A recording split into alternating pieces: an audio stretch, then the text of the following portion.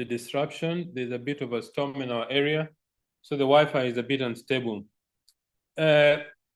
You notice that the one thing that we keep repeating in our training is basics. Why do we keep repeating basics? Because this is what helps us to grow our business. Whether you've been in the business for 2 days, 2 months, 2 years, 15, 20, 30, 40 years, all of us do the basics to grow our business. So this session, I would like to talk to you about the basics, but also after that, to talk to you about how to discipline our disappointments.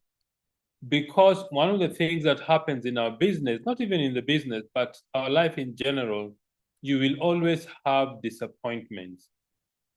Let me just do that from the current. All right.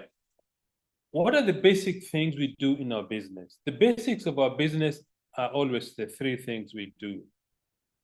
In every business presentation, when you're showing the business to a new prospect, we always talked about this daily success habits, or the things we do every day to grow a business. One is using the products.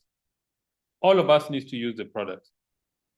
If you started the business and you're not using the products, the business will not grow. It's a very simple idea. Remember, everything you do in our business, the people in your team duplicate. Whether you like it or not, whether they see you doing it or not, they duplicate what you do. So the first thing we do in our business is use the products.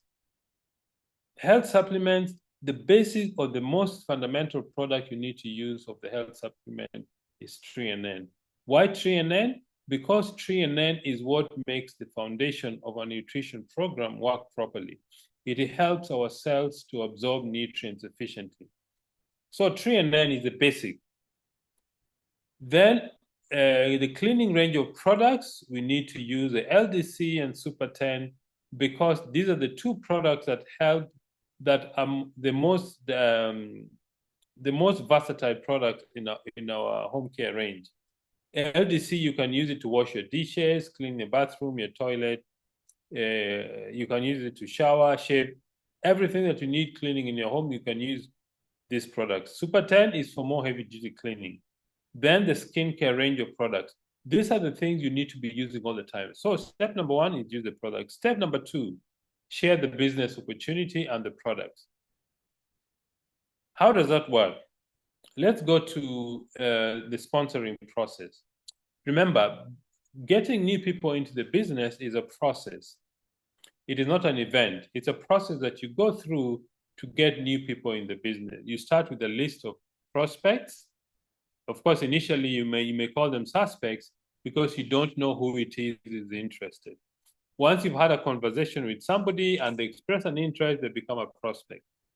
So start with, there are 3 rules about building a name list. 1, do not prejudge. Number 2, write the people's name down. Number 3, tick them off the list. What does that mean? It means speak to them. Don't just write their names on the list, but you don't share the business or the products with them. So write your name list. If you don't know how to write a list, sit down, use a name list generator. What is a name list generator? Is a tool that helps you to remember many names. For example, using the alphabet, how many people do you know who are accountants? How many people do you know who are businessmen? How many people do you know who are chemists, civil engineers? How many people do you know who are doctors?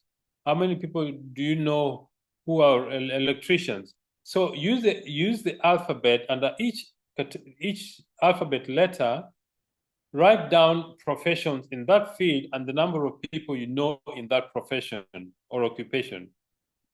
Writing 20, 30 names will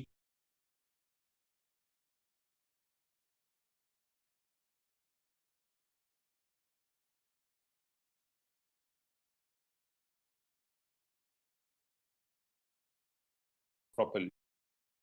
People simply means ask a question. I want to recommend to you, we are going to discuss disciplining your disappointment a bit later, but just speak to anybody that you meet and ask that question. as you talk to people, ask a very simple question. By the way, are you open to look at a way to make extra money? That question should be clear, simple. They will say yes or no. Then make an appointment. I'd like to share some information with you. When can we meet? Simple. Don't make it too complicated. Sometimes maybe you're nervous, you're not very sure what to say. The more nervous you are, the better. Why? Because it shows you're moving out of your comfort zone. In fact, that nervousness is an indication that you're actually moving out of your comfort zone. Remember, there is no success in the comfort zone. In history, there is no success in the comfort zone. You have to move out of your comfort zone, do something that scares you, do something that you feel nervous about, then you know you're doing the business. Then you know you're growing. All right? So invite people to see the business. The next thing, show the business, the plan. Use the tools that you have in the New Life business. Magazines, brochures, a video, or a presentation, which is recorded. Send to your prospects to have a look. The idea is expose this business to as many people as possible. That is really what causes the business to grow. And then follow up. Follow up simply means you fulfill what you promised. When you tell somebody, okay, I'll get back to you on Thursday, or I'll get back to you to this day to follow up on our discussion. Put it on your diary and follow up the day you say you follow up. And then when somebody has made a decision, either they make a decision to be a customer or make a decision to join the business, or they say, no, I'm not interested. Okay? Once they've joined the business, then teach them to do what you are doing. Remember that our business grows when you teach people to do what we do. And the more you do it, the better. If you are new in the business, or even if you've been old in the business, remember this W. This W describes the main thing, that is sponsoring. Sponsoring in our business is the main thing. It's the most important income producing activity. First step, as we said, prospects list. Write a list of people. Excuse me. Number 2, invite them to look at the business. 3 to 5 daily. If you're full-time, maybe more. 6, 7, 8. And then use the tools to invite them for the business opportunity presentation. It could be by Zoom, it could be a one-on-one, or it could be at a venue or where you meet people face-to-face. So invite people for the BOP. A few rules about a BOP. Let me say you're going for a BOP in a hotel or a venue. Number 1, make sure you arrive there ahead of time. Number 2, describe for your prospects where they're going to find you. Or better still, go and pick them up and go with them to the meeting. You see, when you go and pick them up and go for the meeting, they can't fail to come. That means you're going with them to the meeting. When you get to the meeting, introduce them to one of your leaders. This is very important. When you introduce your prospects to one of your leaders, the prospect's mind shifts positively in favor of the business. Go with your prospects. When there's a big meeting, look for one of the leaders, invite your prospect, introduce your prospect to your leader or to a leader you find at the meeting, right? Sit in front with your prospect. Why is that important? You see, I've been to meetings where a prospect goes in, they sit at the back, then you actually see they have little interest in paying attention. Easy for them to slip out. But if your prospect is sitting in front, when they turn, they see all those people looking at them, it's more difficult for them to leave the venue. So sit with your prospects in front. When the speaker asks questions, take part in the discussion during the meeting. If the speaker is repeating the same joke 100 times, laugh at the joke. Why? Because that is what we do, okay? After the presentation, the speaker will normally say, if you're a guest, go back to the person who invited you. They will give you an application form to get started. If you have any questions they are going to ask, but most of the things you will learn during training. This presentation was to help you make a decision. You will not learn everything at this presentation. You will learn more about the business as the business grows when you've already joined. That's part of the follow-up. The follow-up simply means you keep asking the question of the prospect. What did you like most about the business? Did the business make sense? Do you see yourself getting started? And a very important thing to ask, when do you want to get started? Do you want to pay cash or transfer the money into the bank, the company's bank account? Ask that question about the money. When they say, they're only going to say one of three things. Yes, they're interested, or no, they're not interested in the business, but they're interested in the products, or yes, they want to become distributors. Those are the three options, right? So those are the basic things that we need to do all the time. And then the third thing that we do is personal development. And this disciplining your disappointment is part of personal development. Why is disciplining your disappointment very important? Because all of us will go through some disappointment. All of us, and they don't show up at the meeting. All of us will pick up a phone and call somebody, and as they say in Kenya, you find mteja. That means you don't find the recipient. So it's part of life. You need to embrace it, all right? It's part of life. Getting no's, getting discouraged.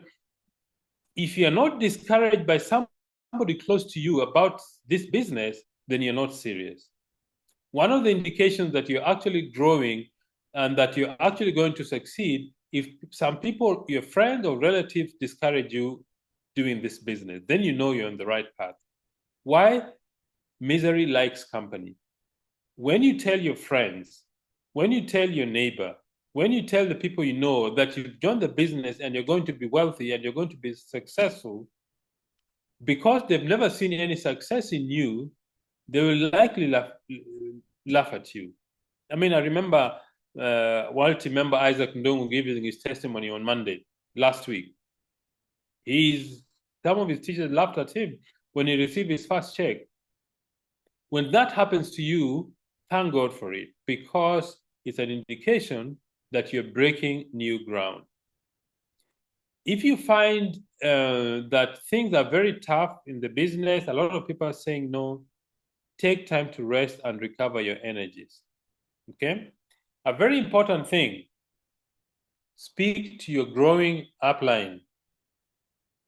A very simple way to discipline your disappointment, speak to the person, to a growing upline. Why? Because they have also gone through the same challenge that you're going through. Trust me, everybody who has been successful in this business has gone through challenges. Remember when I went full-time, I went to Nigeria to do the business, and I stayed there for, I think, 4 to 6 weeks. And during that period, I spoke to 400 people one-on-one. And out of those people I spoke to, only 2 or 3 joined. That's how challenging it was. But after 8 months, I think after 8 months or a year, we had 3,000 people in our team in Nigeria. So remember, many people are going to say no to your business. Many people are going to laugh at you. Many people, in fact, I remember one story very well. The first meeting I did in Lagos, one of our prospects was a gentleman. He was a businessman, and his wife, I think, was an insurance person or a teacher. So we went to do the meeting at his house, and there were about 40 prospects in the house. So we did the presentation, but before we started, he said that, look, I'm in a hurry. I want to go away. When you finish your meeting, I'd like to go. 2.5 hours later, he was still in the meeting, and he was the one asking questions about this business. He joined the business the same day, and within 6 months, he had become a director. So when people say negative things, don't worry, it's part of the business. I know sometimes it's difficult to handle no's, it's difficult to handle challenges. Another thing that will help you discipline your disappointment is keep your goals before you always. What is your goal What is the reason why you're doing this business? Is it worth it? Always keep your goals before you so that you can see the reason you're doing the business. Number 5, think about this. When something happens, you've made an appointment, you go and meet somebody at a restaurant, they don't show up. Or one of your relatives say this thing doesn't work. What is the worst thing that can happen? I think the reason why our business is challenging is we take a lot of things personally. The no's personally, you will find that your business actually begins to grow. Number 6, ask somebody who is successful how they overcame their challenges. Trust me, everybody is successful. I remember we sponsored a new distributor, and after 3 months, it's a couple. They called and told me, Pascal, you keep talking about positive things in this business. You haven't gone through any challenges because this thing looks too good to be true, and our experience is that it's not very exciting. I told them, look, we all have gone through challenges, and I gave them an example. I went to do a presentation at a place called Polokwane, which is about 260 kilometers from Pretoria. On my way back, I ran out of fuel. 60 kilometers before I reached Pretoria, the tank was reading red. There was no fuel in the tank. I stopped off at a petrol station, and those are the days we were really going through tough times. And I stopped the car, looked under the car to look for coins to be able to buy enough fuel to get home. Luckily, I found the equivalent of about 10 to 20 rand. Put fuel, it was still reading red, and that's how I drove slowly and crawled back and got home. So when you see leaders going on stage, don't think they haven't gone through challenges. They have gone through a lot of challenges. In fact, I think the people who walk on stage have got more challenges than all the other distributors. When you see a 3-star general with the medals on their chest, if you look at the back, you'll see a lot of scars. That's the nature of our business. So when you see somebody successful, don't think they don't have challenges. The last thing I want to suggest, you need to embrace the word no, because you're going to hear it very many times. Embrace the word no. No means it's not for them, or no means you haven't sold the dream to them properly, or no means it's not the right time for them to join the business. Embrace the word no. If you accept this word no in your business, you're going to become successful. Don't treat no as a disease or something to be avoided, because remember, the no is the path to a yes. The no is not the opposite of yes. No. The no is the path to a yes, the stepping stone to getting a yes about the business. If you speak to 10 people, they say to another 10, eventually the law will kick in. The law of average says that if you speak to any 20 people about our business, you will sponsor 2 to 3 people in the business. If you have excitement, you explain the business the best way you can, you're enthusiastic about the business, you will sponsor somebody in the business. You may even sponsor somebody who does nothing completely, but from their name list, they will lead you to somebody who really makes a difference in the business. Okay? So accept the word no. If people say no, it's fine. It's their laws. I sincerely feel that when people say no to the business, they don't know what they're saying no to. They're not saying no to you. They're saying no to the business and to themselves. They're saying no that they don't want a business that will change their life. That is what the no really means. So, ladies and gentlemen, I want to thank all for attending this meeting with us and the patience that you've had despite our interruption. I pray that this month you keep going after the goals you have set for yourself. If you keep doing the basics, your business will grow. Thank you. Good night and God bless.